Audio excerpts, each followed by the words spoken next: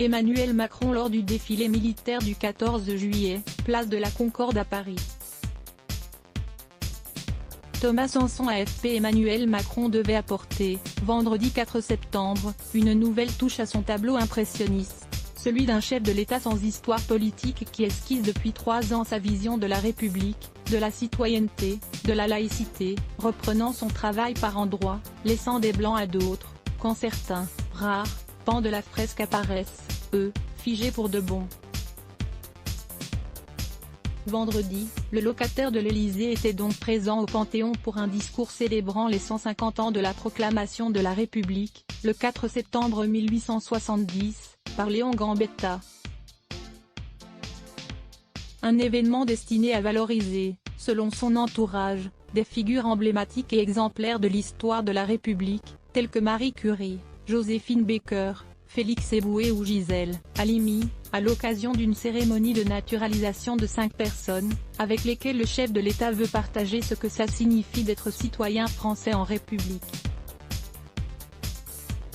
L'occasion pour Emmanuel Macron de s'exprimer sur la République sociale, la sécurité, le séparatisme, et de donner un nouveau coup de pinceau à la construction de son identité politique. Macron, c'est un produit qui n'est pas terminé, résume un de ses ministres. Il n'a que 42 ans, dans un pays tourneboulé par des crises multiples. Position assez ouverte sur le multiculturalisme lors de l'élection présidentielle de 2017, l'ancien ministre de l'économie de François Hollande vantait, au cours d'une campagne se voulant positive, la capacité émancipatrice de la République, la promesse de lutter contre l'assignation à résidence, plutôt que les harangues autoritaires.